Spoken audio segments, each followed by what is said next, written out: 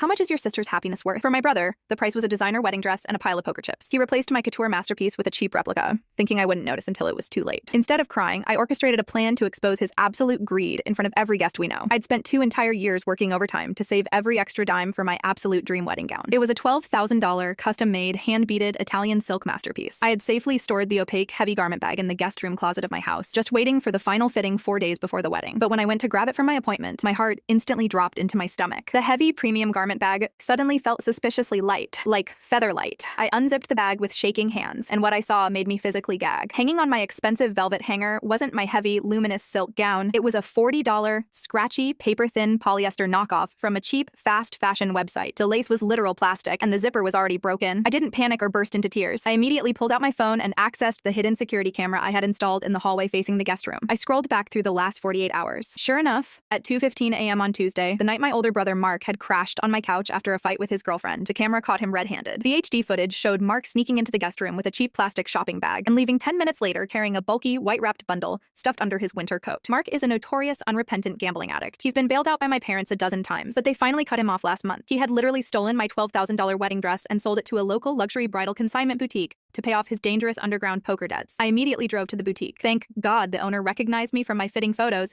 and returned the stolen dress after I showed her the security footage. She was furious and agreed to help me press felony grand theft charges later, but I wasn't going to just have him arrested quietly. I wanted maximum, inescapable humiliation. I took my real dress home and hid it at my best friend's house. I left the cheap, itchy polyester rag hanging exactly where Mark left it. Fast forward to the wedding day. I put on the gorgeous, real silk gown at the venue. Mark had been strutting around all morning in his rented tuxedo, acting like the perfect, loving brother. He honestly thought I was somehow going to walk down the aisle in a $40 plastic trash bag without saying a single word to avoid ruining the big day. During the reception, it was time for the traditional family toasts. Mark eagerly grabbed the microphone, standing in front of 200 of our family and friends, ready to give his fake, charming speech. He started talking about how much he loved me and how stunning I looked in my dress. That's when I signaled the DJ. The music cut out, and the massive projector screen behind Mark suddenly flickered to life. It played the crystal clear night vision security footage of him sneaking out of my guest room with my stolen wedding dress. The entire ballroom went dead silent. Then I grabbed a microphone of my own. "Thank you, Mark," I said, my voice echoing off the walls. "It's amazing I look beautiful today, considering you stole my $12,000 custom silk gown at 2 a.m. to pay off your poker debts and replaced it with a $40 polyester rag." The look of sheer, blood-draining terror on his face was cinematic. Our parents gasped in absolute horror. His girlfriend instantly took off her heels, threw her napkin on the table, and walked right out the front door. Mark tried to stammer out an excuse, but the damage was irreversible. Right on cue, 2 police officers, who I had scheduled to arrive exactly at the end of his speech, walked into the ballroom. They handcuffed Mark right there on the dance floor in front of everyone for felony grand larceny.